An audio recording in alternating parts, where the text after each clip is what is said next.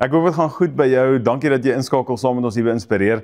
En ons kom na die einde van die jaar toe. So hierdie week gesels ons net so 'n bietjie met jou oor eindig sterk. Hoe kan ek en jy hierdie jaar, ek wil sê op die regte noot, op die regte plek afeindig? En ek wil vir jou sê, ek weet nie van jou nie, maar as mens is ek soms selfsugtig. As ek nou sommer daar kan begin. Ek wil soms dinge my maniere en in die begin van die jaar het ek 'n klomp dinge gehad wat op die boeke was, wat ek beplan het, wat ek wou gehad het. En dan gebeur baie van daai dinge in die jaar nie. En dan kan hy ook nogal frustreerd raak. Maar ek wil vir jou sê, dis belangrik dat ek en jy sterk eindig. So hoe ons begin is dalk soms wankelrig, nê? Ons dink soms, ons duik so 'n kop eerste in en ons vat 'n ding, maar soms kom ons agter, dit vat dalk langer. Dit vat meer beplanning, dit verg meer aandag en hulpbronne dalk as wat ek en jy dink om 'n ding gedoen te kry. Maar ek wil vir jou vra, dit wat ek en jy begin het, dit wat Christus in ons begin het, wat eintlik saak maak, die feit dat ek en jy vir hom wonderwerk, die feit dat ek en jy sy koninkryk opbou, hoe gaan dit daar?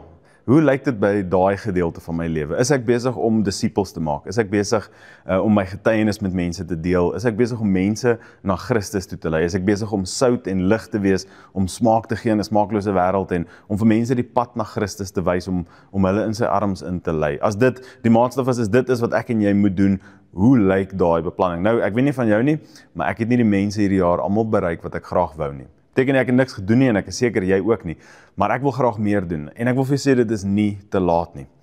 Ek en jy kan hierdie jaar op 'n goeie noot afeindig. Ek en jy kan seker maak dat hierdie laaste paar weke wat vir ons voorlê goed is. En ek sê altyd wanneer jy klaar maak by 'n werk, hoe jy afeindig bepaal hoe jy instap in die nuwe werk. En as jy sleg weggaan by 'n plek, is die ingang by 'n nuwe plek, al dink jy's ontslaaf van dinge, is nie altyd so goed nie.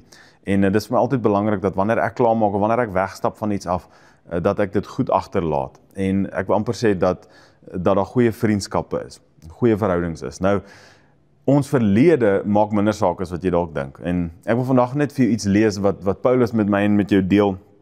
Daarso in Filippense hoofstuk 3, vers 14 deel. Hy sê, soos 'n atleet wat sy oë net op die wenpaal hou, so span ek alles in my in. Ek wil die prys aan die einde kry.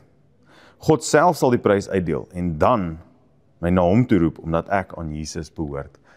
Paulus sê, ek hou my oë op die wenpaal, hy sê, ek wil die prys aan die einde kry. Paulus kom sê so, ek wil sterk eindig. En ek wil vir jou sê, Paulus, as jy nou na hom kyk, ek meen, hier's 'n ou wat die Christene vervolg het, né? Baie mense is dood en in die tronk gestop en om die lewe gebring, as gevolg van die feit dat hulle Christus dien. En iemand sê nou die dag, iets so mooi, hy sê, Paulus het die hemel ingestap, met mense wat vir hom gecheer het, dieselfde mense, wat dood is, wat vervolg is onder hom. En dit is die evangelie.